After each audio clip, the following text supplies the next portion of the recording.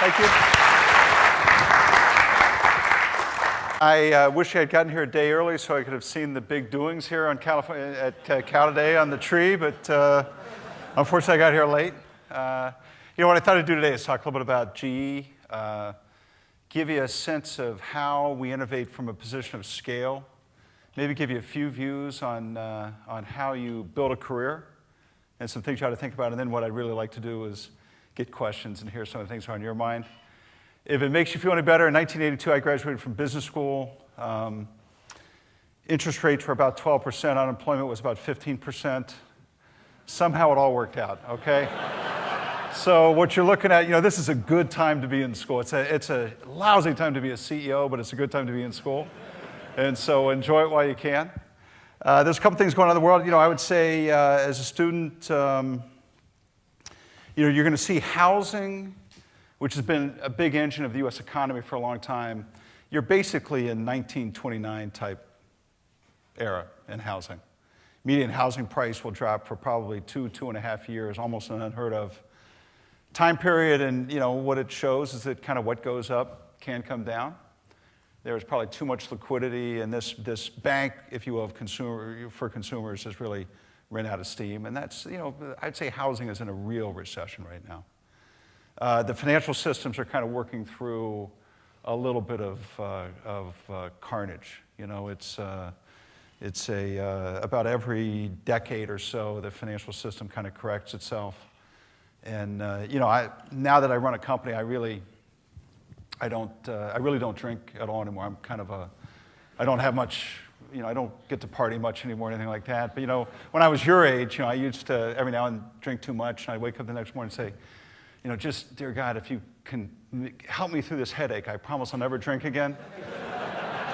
That's how Wall Street works. They go from one of these crises to the next, and they always say, God, we're never going to let this happen again, and it has a way of happening. And this one's particularly ugly. This one's basically maybe $400 billion of write-offs so far. Some of the estimates that come out of Goldman Sachs or some of the other people that do forecasting say it could be $1 trillion of write-offs between, by the time it's all said and done. And if figure, it started last August, we're now a year into it, and say we're only halfway through, there's a lot's going to go on, so that's tough. Inflation, probably the first time really, I've worked for GE for 26 years, probably for most of those time periods, we lived in a deflationary cycle, so now you get used to high oil prices, high raw material prices. That's a challenge. And then I'd say the one thing that's been keeping the economy going pretty strong has been the fact that the rest of the world has driven pretty good growth. And the real question, I think, today about the global economy is, can the rest of the world continue to grow while the U.S. might be softening? And is there a domestic market in China? Is there a domestic market in India that really can stay robust outside of the U.S., or is there going to be contagion, in which case, this could stay tougher longer? And so, we kind of look at all that stuff and then step back and say, at the end of the day, we still got to grow. We still got to find ways to be successful. So, our company is a 125-year-old company, GE. This year we'll, probably generate about $185 billion of revenue. We'll grow revenue probably 8%, even in a tough U.S. economy. Almost 60% of our revenue is outside the United States. Our business outside the United States probably grows at 15 or 20% even, in the third quarter of this year. We'll earn about $22 billion, something like that, generate about $23 billion in cash. We're AAA rated. We're one of 5 remaining AAA rated companies. So, we're a real company. We earn money, we generate cash, all the stuff you study, in school. We do all that stuff, right? And, the dean here was telling me you got people studying things called financial engineering, which is, if you study that inside a company, they throw you in jail now. So I guess you can still get away with it in school, but it's, look, if some of those majors, come and talk to me afterwards, if you will.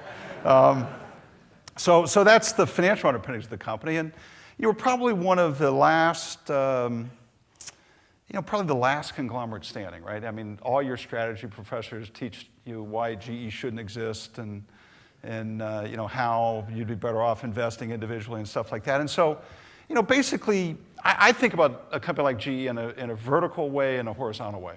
Fundamentally vertical, what businesses are we in? And how do we define those? And that changes over time. Today we're about half the company's infrastructure, about 40% is financial services, and 10% media. And basically we invest in big businesses and big markets that have kind of a technology and content framework, all of which can be globalized. We don't like selling through distribution. We like direct selling models. And we like businesses that have multiple revenue streams. So we have very much a set of principles on which we pick businesses, where we invest. And then we always want to be both the profit and I'd say both profit and thought leaders inside those businesses. We look at market share. We do value maps on all of our business to see where the money is made. And we want to dominate thinking, profit, and market share in those businesses. And it evolves over time. Rich introduced me. I've worked in plastics, appliances, healthcare before I became CEO. I've sold 2 out of 3 of those businesses since I've been CEO. Right? I've sold the plastics business, the appliance businesses for sale.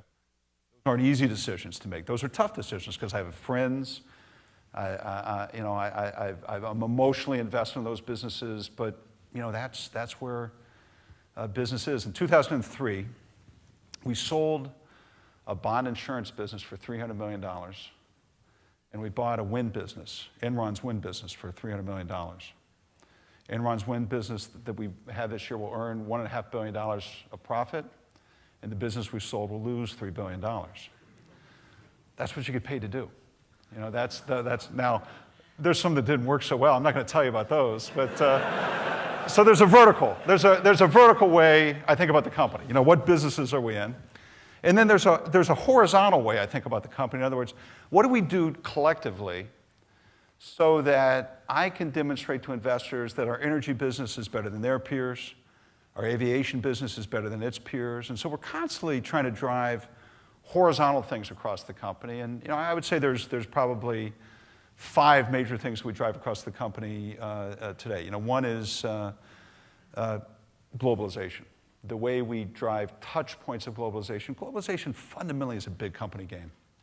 In other words, if you look at emerging markets, if you look at the ability to plant a flag in China, plant a flag in India, it is so much easier to do at $185 billion than it is at $500 million. So we're now about $100 billion outside the United States. We'll probably be a $120, $130 billion company outside the United States by 2010. And so we constantly are thinking of ways to change the parameters of globalization, and that's something we drive broadly across the company. And we use our breadth and depth to be a great global company. Technology and innovation. We spend about $6 billion in R&D. We spend probably at NBC $4 or $5 billion on content. We really drive the aspects of technology across the company. We do central research. We're great in material science. We take ideas from our energy business to our aviation business to our healthcare business. Our research spend, our research dollars go further than any of our competitors. And so we've become a very strong and a very good technical company. That's a horizontal capability. Third one, building relationships. Building relationships with customers and partners is something we can do, I think, uniquely as a company with scale. And so whether it's building, we've got about a $40 billion service business that we drive across the company in terms of how to deliver more uptime or more productivity for our customers. About a month ago, we signed a deal with one of the Middle Eastern investment companies called Mubadala, where they really wanted to partner with an industrial company that also had a financial service arm. So we're able to use the breadth of the company to be extremely capable from a relationship and partnership standpoint. The fourth one is leadership. We invest $1.2 billion a year on training. We have a college that's about this big, about as big as the Haas school. We sleep almost 250 people. It's filled 7 days a week, 52 weeks a year. And we are constantly educating, training, building common culture, building common values across the company. And we believe that the ability to deliver good managers, teach them across a broad array of businesses is a real skill set that we can deliver as well. And then, the last big thing we can bring is financial scale. In other words, I play with the house's money. It's the ability to do capital allocation, the ability to drive great financial results, the ability to move capital inside the company, make investments, do partnerships. This is a real competency of scale. So I think about the company vertically. What businesses are we in? And I think about 5 competitive advantages that, at the end of the day, allow us to outperform our competitors. And so, when an investor says to me, look, why should I invest in GE? Why shouldn't I just invest in ABB, an energy company? I say because my operating margin rates are 500 basis points higher than theirs. Because I have more efficient technology, I can do service better, I can globalize better, I can do all those things. So that's how I think about running the company. Now, if you're here, in other words, everything needs to be forward-looking, and you don't want to be static in the way you think about the company. So we're always thinking about how do you drive growth faster? How do you innovate better? How do you make size an advantage and never let it be a disadvantage? So about 2 or 3 years ago, we said, let's make growth a process. Let's make growth a core competency inside the company. Let's study what other companies do. Let's set an aspirational goal of trying to grow 2 to 3 times GDP. So, 2 to 3 times GDP doesn't sound like much. You guys live in Silicon Valley, and you've got Google, you've got all these great companies out here that you can read about every day. But at $185 billion, growing 8% a year is actually quite challenging. That's like $20 billion a year, $15 billion a year. I mean, you have to actually be doing shit to do that, right? That's actually not. That's not easy, So we've built inside the company, we think about what we call kind of growth as a process, a growth wheel. Technology, how you interface with customers, how you build growth leaders, how do you build commercial excellence, sales marketing as a function, things like that. And one of the pieces that we've been at probably 4 or 5 years is how do you take innovation and make it a core competency in a company as big as GE. And so we've been at that now for quite a long time, and I'd share you some of the things that we do and some of the things that that we're good at and some of the things that we still aren't as good at. And so I begin with the premise that basically says, and it's particularly I think apropos in a place I have great respect for Silicon Valley. We do a lot of partnering with people like Kleiner Perkins and people like that, but it's this is the foundation of venture capital, small to big, and I'm in the world of big to big. In other words, I'm in the world of how do you make scale an accelerator of growth and not make it an encumbrance of growth. And I would say, like fast beats slow, but big and fast beats small and fast.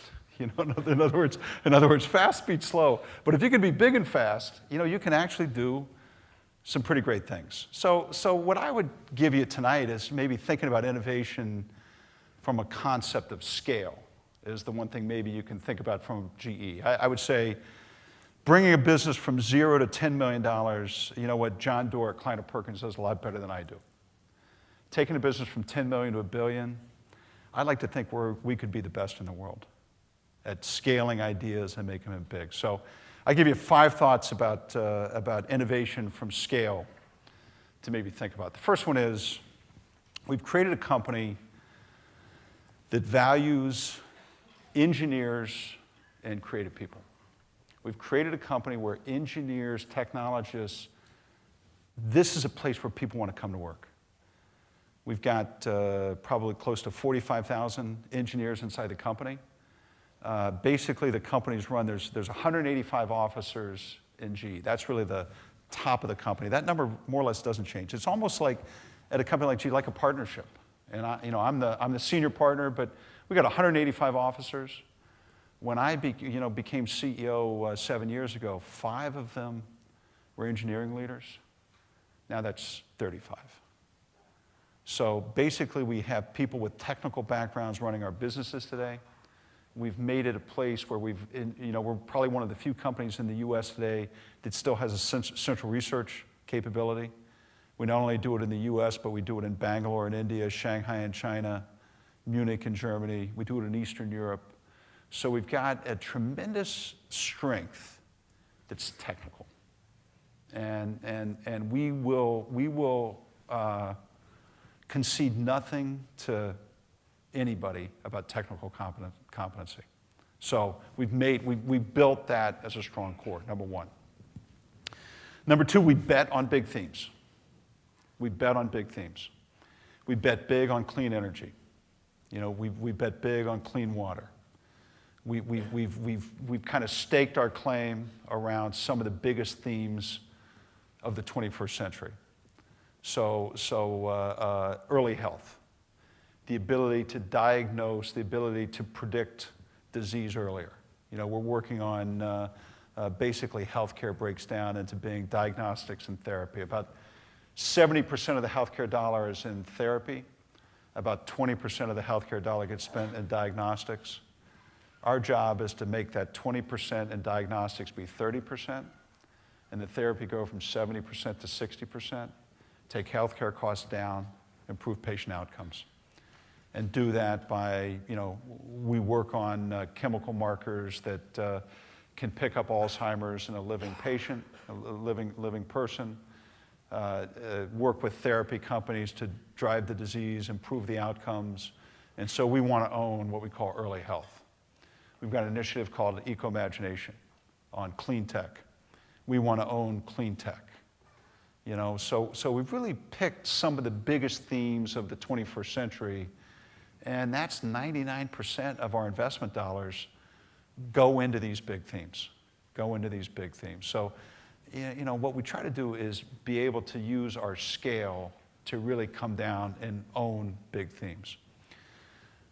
Great people, big themes. Number three, once you're in the big themes, what we really want to be is an aggregator.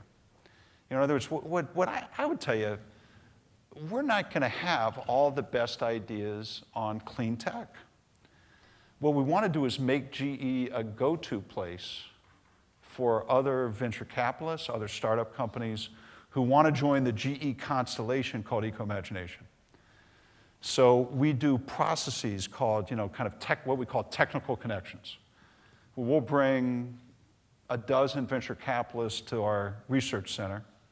We'll drive one theme of clean tech. We'll drive 50 nodes off that one theme. We'll say, look, we'd like to own 15 of the 50 nodes, but we'd like people to invest in the other 35.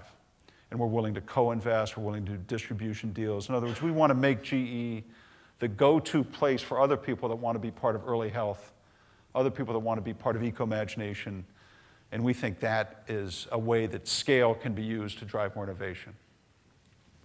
The fourth thing we've done is try to allow globalization to drive new business models and be very open to what those new business models are going to be. You know, for someone like me, you know, I'm kind of in my fourth or fifth phase of globalization.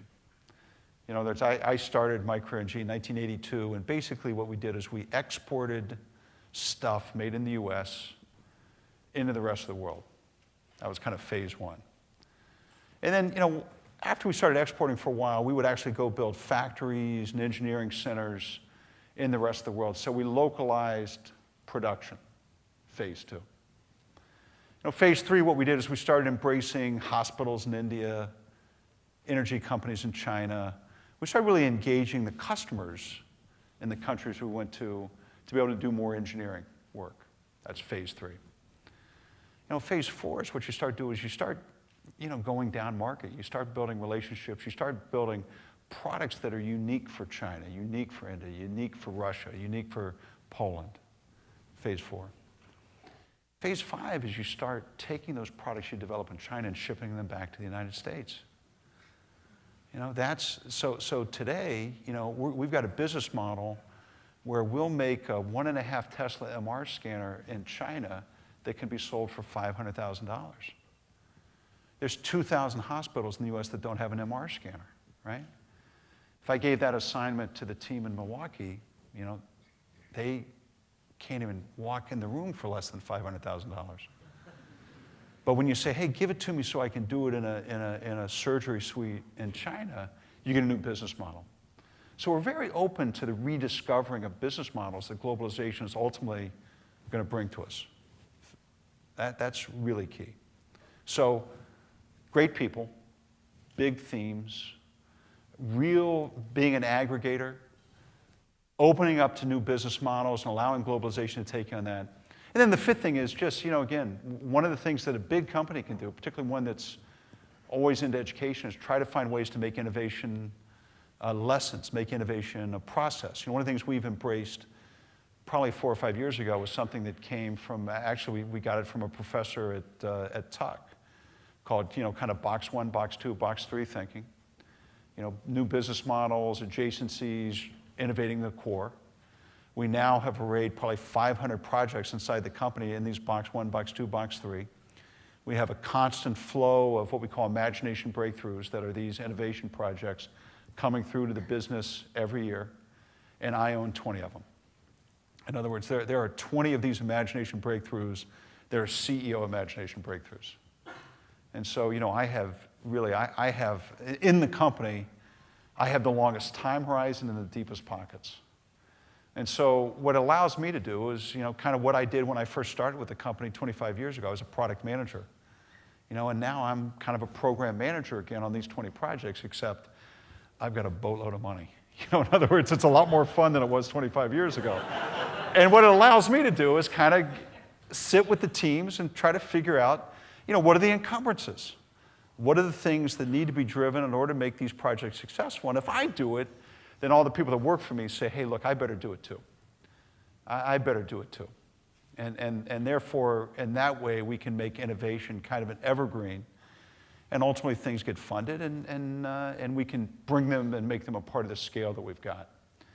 Now, on top of that, we've kind of pioneered a course that we call Leadership, Innovation, and Growth. In other words, I probably spend a day a week in a classroom a little bit like this, and teaching kind of GE people, how do we make sure that we constantly grow. And one of the things we've done, we've got about 45 P&L centers inside the company. And in 2007, each one of those kind of came through Crotonville, which is our training institute, as a team. And they attended a 1-week course called Leadership, Innovation, and Growth. And so what you do is you get an intact team who sits there and says, look, we're all going to be here 5 years from now. Here's what we better do. Here are the types of decisions we need to make. Here's the type of competencies we need to build to make this growth vision really happen. And that now is rippling through the company. So, again, I think what we've tried to do is make scale an advantage and drive innovation and process the things we can be good at deep inside the company. And I have to say, look, I run a company that is known for professional management, but I think the era of professional management has actually ended. I'm not advocating unprofessional management, but what I would really say is that you kind of will graduate into the what and where generation. If you want to be successful business leaders, you're going to have to know what countries to go and what to make. I entered kind of the how generation. In other words, most of the management literature when I was in my formative was really process management. Six Sigma, Lean, the things from Japan that we imported to the United States. You're going to enter a very different world from a standpoint of the things you're going to have to know and the things you're going to have to do. So far, GE is a great company. And we built innovation as a process inside the company. Now let's talk a little bit about you. In terms of what do you think about when you project forward 25 years? And what are some of the traits of successful business school students or just successful people in terms of how to do things, what you want to do, things like that? And the first, kind of grouping that I would talk about is how you should act. In other words, when you get out of here, a lot of things that people look at is, how do you act when you get out? And I would advocate a couple things. The first one is, if you want to be successful in business, it helps if you actually like people, treat them with respect. I remember when I was in business school, I thought, like all the courses on organization were a complete waste of time, I say, give me finance, give me marketing, give me production, give me real work. And then I would go, when I was in business school, it was called organizational behavior. I would like doodle. And when I went to it, was like, basically I would have a class with 80 people, and it was all forced curve. And if you weren't in the bottom 10%, then you passed, right? So like I would go to a course I didn't like and just count to 8 and say, listen, if I could stay out of those 8, I don't have to work that hard. I can fit right in, and so that's the way I treated OB, and now I get to be, CEO, and all I do is OB. All I do is organizational stuff, and everybody else does finance and marketing for me now. And I wish I'd really studied harder, So it's a people count. I would say people count, and that's something in terms of how you act, treating people with respect is really important. The second thing is understand that no matter how far you go in your career, no job is beneath you. No job is beneath you. Keeping a common touch. In my GE career, I have spent an entire weekend in a plastic molding shop sprinkling baby powder in a plastic tool, so that the parts didn't crack. I learned how to repair rotary compressors in refrigerators and went into consumers' homes and actually repaired them myself with ice cream melting on the ground. Spent 6 consecutive weeks in China so that I could work with my team to design a product line in China that would be appropriate, a healthcare product line in China. And spent an entire 2-week vacation one summer recently meeting every expert in the world on global warming, sitting and listening to them. Any one of those things I could have delegated to somebody else, right? Any one of those things I could have said, hey, guys, I got an MBA, I don't do this stuff. But maintaining a common touch, I think, is really, really important. And then the last thing I would say about, how to act is, if you want to lead, you got to lead from the front, which means, you're going to have to make decisions. You're going to have to be accountable for those decisions, and you can't shirk away from it. So that's how you act. I'd say that the second thing I would say to you, and I think by the fact that you're already here, you already know this, and that's kind of what you need to know. What you need to know. And what I would say is, really the intersections of your careers, if you're 25, 30, or early 30, something like that, your careers are going to be determined by globalization and technology. Globalization and technology. Learn the world, learn about stuff. That's just, and if you want to have a career that's filled with innovation and mystery and things like that, those are the 2 things that you can't be shy about. You can't think it's going to be something else. Learn the world, learn about stuff, and you'll be okay. The other thing I would say about what you need to know is you don't need to know everything. You got to be a great learner. You really have to be a great learner. And I would say have a disposition for learning, from young people. I hate to say that, but, look, I own CNBC. I love CNBC, right? I watch it every day. But look, if somebody has time to go on CNBC, they're probably not in the middle of action. Either they're retired or they're not in the middle of what's going on. And so, in my career, I've learned that, I remember, when I became CEO, we were spending like $10 million a year on global consultants.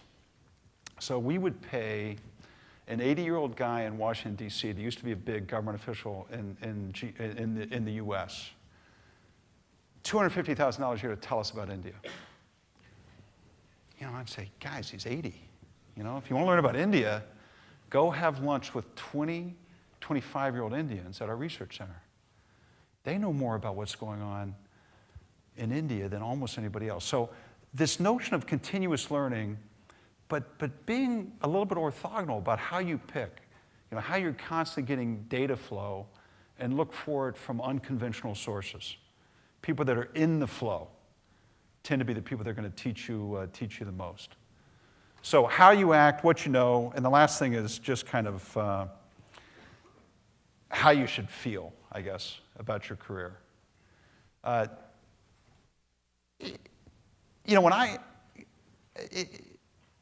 Don't measure your success by other people. When I graduated from business school, the #1 recruiter was Atari, right? 18 people went to work for Atari because it was video games were the in vogue. 2 years after business school, Atari no longer existed. So, the best thing you should do is watch where your classmates are going and go someplace else. because MBAs are notoriously bad. You're herd followers. And what I would say to you is, spend this time to kind of get a sense of what you want to do, and then go do it. I always, look, I wanted to be a manager when I graduated from school. So I went to a school a company that I thought would teach me to be a good manager. I didn't go to work for if you can go to work for McKinsey. McKinsey's great, right? Goldman Sachs is great. But if you want to run GE, I'd say come to work for GE. Don't go to work for McKinsey. You're going to learn more things about it as time goes on. So own your own career. Don't covet somebody else's. Follow a path that you want to be true to. And the last thing I would say is that I think when you look on TV and you think about the people you see today whose leadership style you like, I just give you 3 words that I think really capture this era. It's authenticity. People that really know who they are and are true to that. Transparency. Really a sense that you not only speak the truth, but you do it consistently, and you do it from an openness and candor and unity. People want to be on teams today. People want to see a sense of purpose. They want to be on teams, and that's, I think, what's really good. I would say, look, in conclusion, I think we need good leaders. We need good leaders in the business world. I think it's an incredibly exciting time to be a business leader. Like I said, I think you're gonna be in a more global orientation. You're going to be in a more technical orientation. And I would say the third dimension of what you're going to graduate into is what's going to be in vogue is solving some of the world's biggest problems. My own belief is that the technologies around scarcity, how do you get enough water, how do you get enough energy, how do you get enough health care, this is going to be the big quest of the next 20 years. It's going to be what information technology was in 1980. Information technology is going to continue to rumble and be huge. But this whole discovery, this whole innovation around how do you solve some of the big issues from a scarcity standpoint, how do you use technology to do it, and how do you do it in every corner of the world, right? That's going to be some of the challenges that are exciting that you're going to graduate into. When I graduated from college, I was a little bit hungover, I'd have to say. When I graduated from business school, I was anxious. When I graduated from business school, I was nervous, because that's when the game really started, and that's when you really have to think about what you want to do and where you want to do it. I'd say by virtue of the fact that you're here, you're smart enough to be CEO or do almost anything you want to do. You really are. This is not a game where you have to be brilliant. You're smart enough, and the rest is up to you. And the journey of leadership, in the end, is this extremely intense journey into yourself. How much you're willing to change, how fast you're willing to grow, how tough are you, what are you willing to put up with, and basically you're going to decide the arc, ultimately, of whatever career path you decide. And I wish you great success and luck as you do it. So what I really like to do is just get your questions, hear what's on your mind, talk about anything you want to talk about, GE's a great company. Venture capitalists aren't the only ones that innovate. Big companies innovate as well. You know, build your own career and have fun. So please, shout out, whatever you want to do. This is really a shy class, yeah. Careful. Wow, this is close. First year MBA during grade study. I was wondering if you could talk about a lot of the innovation you spoke about. I think you said you'd been there 26 or 27 years. You talked about teams who'd been there for 5 years. And yet, increasingly, I think if you surveyed this room, many people would be thinking about a career which will last 2 or 3 years at a time. So how do you, as GE, think about long-term innovation when your people, your core asset in whom you're investing 1.2 billion, are possibly increasingly thinking 2 years, 3 years at a time? You know, look, I mean, I think you've got to, you know, look, I think it's the all-volunteer workforce. And ultimately, what we want to do is, you know, really attract people who might see it a little bit longer term than that, mainly because they like this stuff. You know, in other words, if you like commercial aviation, right? First of all, you can't do anything in 2 years. And second of all, you're either going to come to work for us or you're not going to work in the industry. You know, I mean, fundamentally, you know, in other words, we are the best. You know, if you want to work for the best, you're gonna come. And so what we've tended to do is invest in the types of things. You know, look, I mean, if you want to see whether or not 20% of the U.S.'s energy is developed in renewables, right? My contention is you're going to sit in the front seat of history if you come to work for GE. And that's what I got to convince you of. You know, in other words, I've got to sell you on the fact that if that's your passion, you're going to do it better at GE than almost any other place you can go. And the businesses that we can't, you know, if it's going to be an 18-month churn or a 2-year churn, in the end, it's probably not a business we should be in. You know, in the end, it's probably not a business that we can compete as well in or should be in. So I think where we are today, we tend to be in businesses that have slightly longer cycles and ones that I can convince a 22-year-old or 25-year-old, if you want to see an electronic medical record, if you want to see renewables, if you want to see that kind of growth, here's a place you're going to see it. Yeah. Other questions? Yeah. So the question's on solar. So today we're, you know, we're like, we'll have about $8 billion of renewable energy, maybe $9 billion this year. We're probably the biggest renewable company in the world. So we're big wind. We've got a big biofuels business. And then we've got a smallish solar business today. We've invested in thin film, you know, cadmium telluride type of product. We're in the process of scaling up. And I would say that'll be commercialized by 2010, something like that. We've invested in some of the concentrated solar power technology and projects. And to me, you know, you always have to triangulate around both, I would say, what's going to be the impact on global warming, what's the impact on the environment, but also what's the cost of electricity? Because in the end, you know, we really don't invest based on government subsidies and things like that. In other words, we will always do our investment thesis around actual cost. And so solar today is about 30 cents a kilowatt hour.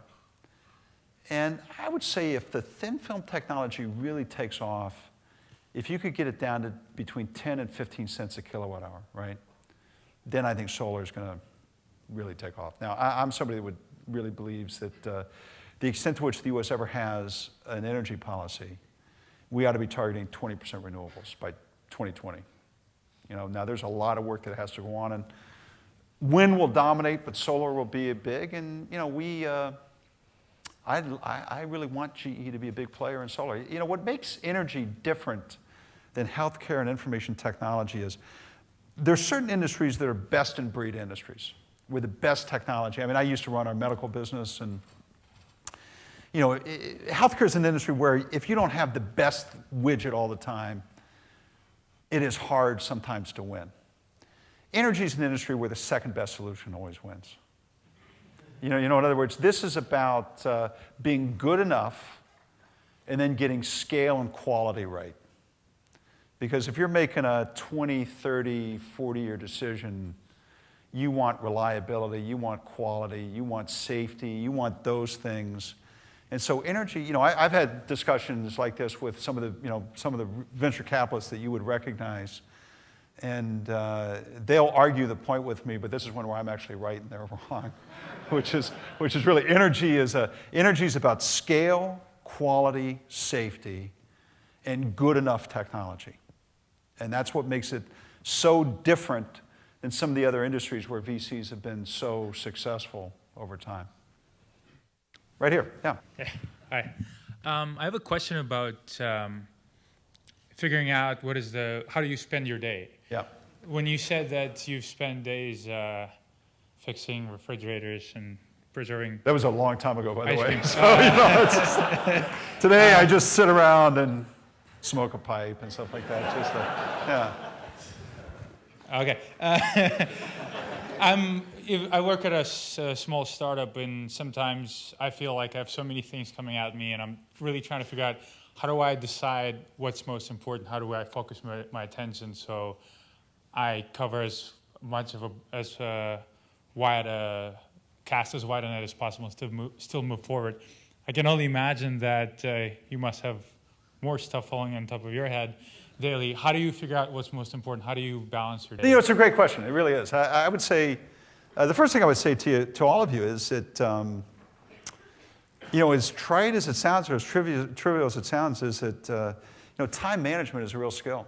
And it's something that you learn early in your career that actually is quite important as you become more senior in your career. And so it's always something that I've tried to work at. You know, what I would say is that the only way you can run a company as big as GE is you got to have some formal disciplines, right? You've got to have some process so that information and stuff like that can come at you in an orderly way. And then what you have to do is you have to align your calendar along with those things that are uniquely important that you can change. And, you know, I would say that the role of the CEO of GE is to drive change and develop other leaders. So if I believe that, let's say I believe that globalization, particularly emerging markets, is critical, then, you know, I count the number of days I am outside the United, you know, in other words, I create my calendar around the initiatives that are, you know, for the company. So it's a combination of, you know, I would say that all of you early in your career, even a startup like you, should think about, you know, kind of structure around your calendar, what you do, when you do it, things like that. And then there's always more time, even in your world, than you think there is. You know, and so what you really have to do is try to get the disciplines that allow you to do your work and still go beyond that and try to get ahead and see ahead on the things that are really going to make your company successful. I do something, you know, like I say, I spend probably a day a week at our training institute. And ultimately, a middle manager will say to me, you know what, Jeff, I hear what you're saying. I'd love to do all the things you said, except I work for a bureaucrat. You know, the man's holding me down. I'm doing busy work. I'm in meetings all the time. And I always take the person, I stop the class and make them go through the last month schedule. And sometimes this is excruciating. You know, I'll actually make them, you know, go online, give me their last month schedule. And what you ultimately find is that, you know, the man holding them down is like 10% of the time. And 90% of the time they actually have on their own. So structure. You got to think a little bit about how to manage your time, or else you're going to be swamped by what you do. And then you really have to, at the end of each week, say, here's what's important, and here's how much time I spent on what's important. And I still do that today. Other questions? Go ahead and I'll shout it out. Go ahead and ask. Your participation in the Olympics. Uh-huh. Tell us about that. So look, we were long the Olympics as a company. You know, we made a decision 5 or 10 years ago to invest $970 million or something like that for the rights to the game. We had to sell $1 billion of advertising in 17 days, right? We are an Olympic sponsor, so we spent, you know, we basically did about $700 million in the venues of the Olympics. We advertised, we really were along the Olympics, and, you know, really, you know, it turned out great, but there were moments in the last year where you kind of said, gosh, is this really going to work? You know, is this really, and we view the Olympics as being very consistent with the kind of brand image that we want to drive as a company. It's global. You know, it's this spirit of sportsmanship and things like that. And I would say it's surpassed all of our expectations. I think as a sporting event, you know, I would say that Michael Phelps is the youngest VP in GE history, maybe, something like that. I mean, Michael Phelps delivered for us. China was great. People were captivated with the Olympics, and it turned out to be a great event. And it's kind of, you know, we like it because it's one of those, you know, it's something that people can say, hey, you know what, only GE could have pulled that off. A media company, an infrastructure company, a global company, so it really worked well. You know, I've been going to China for 20, 25 years and coming home and telling my parents or people I knew about what was going on in China, and you could never quite describe it. And I think all you had to do was watch the first 30 minutes of the opening ceremony. You know, if you had never been to China, and say, okay, I kind of get it now. This is pretty amazing. So I think the Olympics, you know, worked out great for us. Other questions? Yeah. You know, what I would say is that the reputation and brand are extremely important, and working on company image, whether it's advertising or corporate social responsibility, things like that, are, you know, a part of how you build brand. What we've tried to do is focus how we do philanthropic work to things where we could bring more than just money. You know, so we don't go any place and just donate money, but we always bring some kind of GE capability along with it. And so fundamentally, we do education and healthcare.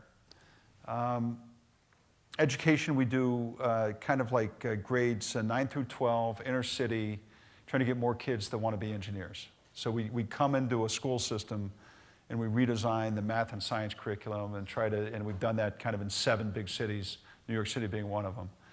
And then in healthcare, what we've tried to do is go out, you know, go to Latin America, go to Africa, go to places where we're both trying to establish a presence, and we also can work with governments to do it. You know, I would say, other than making sure that we're on the right priorities and putting good people in place, personally, you know, I don't go down and teach high school in New York City and stuff like that. But I do spend time making sure it's aligned with brand. The one thing I would say to you ultimately, though, is, look, corporate social responsibility is critical. But the best thing all of you can do is teaching people how to compete. You know, in other words, CSR is always a lagging indicator. It's almost never a leading indicator. And the best thing GE can do anywhere is teach people to compete. In other words, you know, we're giving healthcare products to Africa. That's great. Makes people feel good. I hope we're doing a good job. I know we're doing a good job. If we could ever build a factory in Africa, it's 1,000 times more important than any philanthropic work we'll ever do. So I say that to say, look, philanthropic work is important, critical. It's important that all of you understand context. But never forget the power that you bring is teaching people to compete.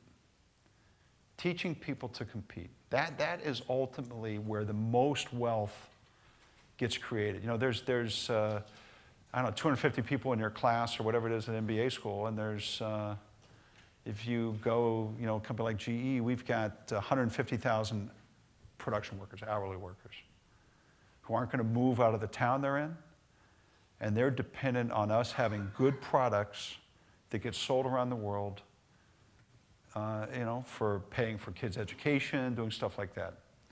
And that's what you got to be good at, ultimately, if you want to build respect. Other questions? Go way up there. Just shout it out. You know, what I would say is 2 things. You know, look, I would say we run GE so it won't be a concern. And so we can hire engineers anywhere, and will. And, you know, our lifeblood is technical talent, and if we have to go to India or Poland or places like that, we're prepared to go. The problem is that, you know, governments won't let that work.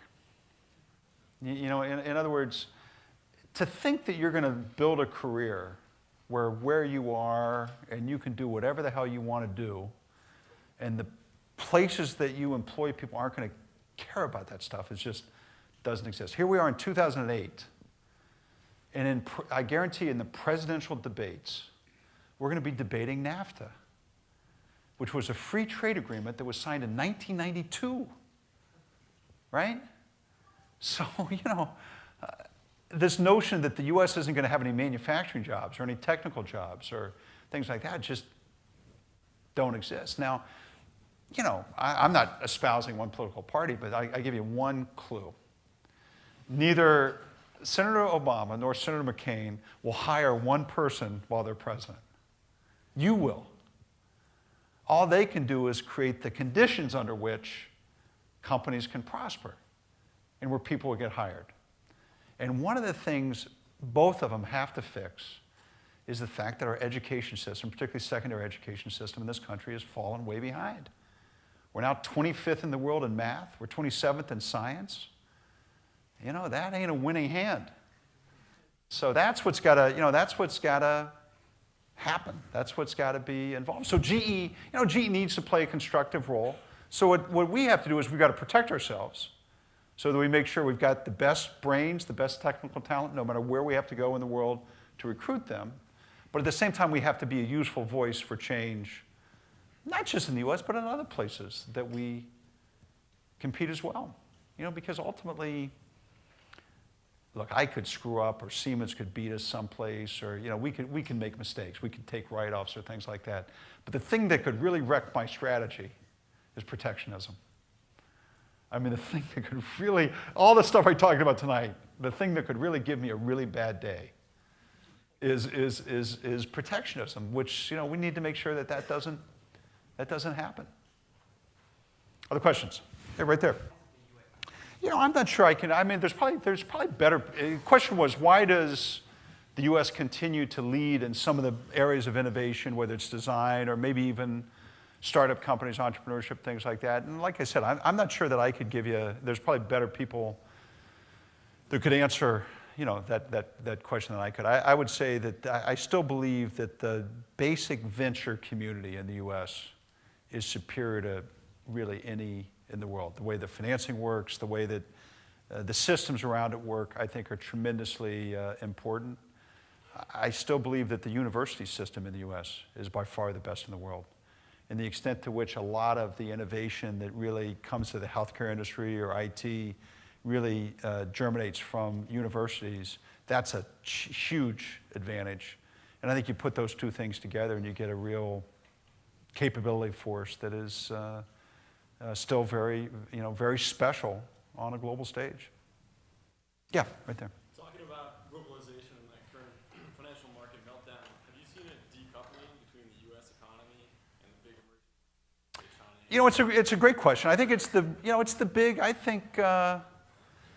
big question mark, right? I would say that the difference between this being a small slowdown that gets corrected relatively quickly or being a more profound slowdown is, what really happens to the rest of the world. There's signs that the UK is slowing dramatically. I'd say Spain slowing dramatically, Western Europe. But when I go to China, I don't really go to Beijing and Shanghai. I always stop in Beijing and Shanghai, but I'll always now go to the other cities. I'll go to Chengdu, Xi'an, Shenyang, places like that. That's China today. I would say, like Beijing and Shanghai, these are big, exciting cities, but that game's kind of over. The real game now is how do you get, 400 million people in China from the country to cities? And that's going to happen over the next 10 or 20 years. And there's going to be 25 airports built. There's going to be, 1,000 aircraft. And so as long as these domestic markets are working, it says the U.S. becomes less important as time goes on. And I think that's actually happening. So the notion that the world completely decouples from the U.S. just doesn't, we're too big for that to happen. But even since the last downturn in 2001, these domestic markets are much more robust in Turkey and in the Middle East and in India. These are much more robust markets today than they were 5 or 6 years ago. So the odds of them being able to continue to go, even if the U.S. slows down, is much higher today than it was before. And look, our our global orders and our kind of our infrastructure equipment, our orders are growing in the third quarter still like 25, 30%. And those are going to the Middle East and Africa, Brazil, places like that. Other questions back in the deck, right there. Yeah. What I would say is we have a formal strategic process. So we're always looking at the businesses and looking at what cycle they're in. And, I would say sometimes businesses just go through a cycle or a change where you can no longer control your destiny. In other words, when I look at the plastics business, plastics used to be a business where your feedstocks were cheap and all the value was created kind of on the front end of the business, the sales, marketing, application development. And then over the last 5 years, it came to be so that if you weren't backward integrated into oil, you couldn't be in the plastics business anymore. So you see that, it doesn't happen overnight, but you see that strategic change, and then you say, I'm either going to have to backward integrate into the oil business or the feedstock business, or I should sell. So that's one way, you kind of go through it. And then another way is, look, there are just some businesses. We were in the insurance business. We just stunk. In other words, by any critical metric you would look at, we weren't a market leader. Our returns weren't that good. We didn't execute that well. It was a highly regulated business, but it was filled with fraud. It was just like XXX, okay, I give, white flag.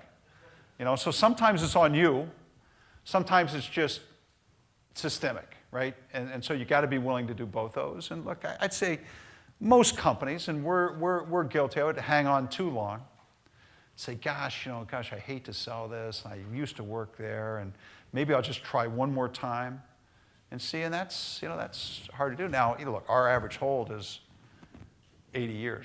We're different than private equity, right? So we're still in the business of growing businesses, but sometimes you just run out of steam and you have to be willing to do it. Now, in terms of leadership, look, it's, I'd say we want to keep all the best people, but we also like having a leadership brand. And so it's not bad for us to have it known that GE people can get other jobs. First of all, it helps us recruit, which I think is valuable. And the second thing is, I think it gives our team more self-confidence. That's particularly at high levels in the company. I don't want people to work for us because they feel like they have to be there.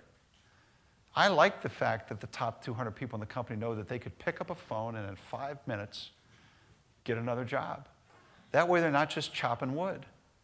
They're there to take swings. They're there to, be aggressive. They're there to do the right things. And so I think that's important. And really, well, one of the things we've insisted on is that we have a pipeline. We have everybody in the company, can be replaced, right? Even me. That's good for the company. That's good for the company. One guy, one person leaves, 10 people get promoted. Party. When they go to the retirement party, they say, "Oh, it's so sad. We're going to miss you so much." Yeah, right. We're going to, but there's nothing wrong with that fundamentally. There's a evergreen notion to growing a pathway, and that's good. You get new set of eyes and things like that as well. So, we've kind of always believed that leadership development is a core competency. We do a good job of retention. We don't like losing good people, but we have a system that's in place that can accommodate change. 2 more questions. Great, we'll go right here. It's a great question. I would say that we're 40% financial. We've taken our lumps in the financial meltdown like other companies have this year, and so we've had our own challenges as we've gone through the year. Look, I think the argument for guidance is when you're a big multi-business company that not every investor can understand implicitly. Sometimes you need to give them some guidance, right? So that's the argument for. I would say over time we make lots of long-term investments, and that's what really shapes the long-term profitability of the company. And the argument against is that there's too much volatility in the world. And so if you want to have good long-term value investors, they should understand the company through a cycle. And that's, that's where you let it flow. So I would say our policies around guidance will change over time, will be different than what we've historically done. And we haven't decided ultimately what that framework is ultimately going to be. But I think it's something that you've got to rethink, particularly in times like this that are so volatile. Last one, right here. So you had 9 P&L centers or something like that? Quite a few? Yeah. So I think that makes you uniquely positioned to answer a question on how and whether you get them to kind of work together. I mean, are they separate, or to the extent that you can drive synergies within GE, how do you kind of pick and choose where to make people individually responsible and how to make them work together for the benefit? So look, we ultimate group them in kind of 4 big groupings. So we've got financial services where, capital allocation, sales and distribution, stuff like that can really be homogenized. Media, relatively, there might be 8 or 10 P&Ls in media, but, again, they're going to share content, they're going to do things like that. We've got a set of energy businesses that's about $45 billion in revenue, oil and gas, energy, water. The technologies might be separate, but they can go to market, in a similar way. And then we have what we call a technical infrastructure business that is, one that we really, that might have software in common, go to market in common. So what we try to do is get the most we can out of synergies. Then I would say that we have central research where we share, common technology. We don't have to reinvent. And everybody at the senior levels of the company, filters through our Leadership and Training Institute. So we really do have this notion of best practice sharing, common culture, common values. We have people who are big stock owners. We also have, what I would say one company plans when it comes to long-term incentive plans and retention plans, where the company's results really determine how much people get paid. So we have a good way to kind of balance between business metrics and company metrics in terms of how people get paid. So the trick is to drive synergy where it counts and not where it's silly. In other words, what you want to do is you want to get the most out of synergy that you can, but in the end, our jet engine has to be better than Pratt Whitney's. Our TV shows have to be better than ABC's. So you want that sharp point of competitiveness, but have all the synergies aligned, not around bureaucracy, but around those things that are going to allow you to win or facilitate you winning at the point of attack. So that's, look, why does GE exist, right? I mean, what is it that allows GE to exist? I would say it has to show up in the results. If you look over 30 years, our earnings growth rate over 30 years is 12%. The S&P 500 is 8%. If over 30 years or 10 years or 15 years, our growth rate was 8% and the S&P is 12%, we should be broken up. And then if you look at us versus ABB, us versus Siemens, us versus Bank of America, us versus Disney, the operating margin rates have to be higher, right? Those have to exist. And they do. And there's only one way that they can exist, and that's because there's a culture. There's a culture.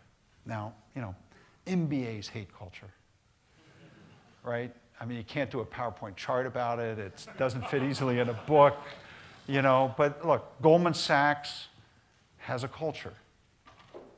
GE has a culture. And we invest billions of dollars a year to make sure that that plays through, that comes through. And that's what it's ultimately all about. So look, it's been great. I know you all need to run back and study the rest of the night, so I'll let you go. It's been great to be with you. Thanks very much. Great.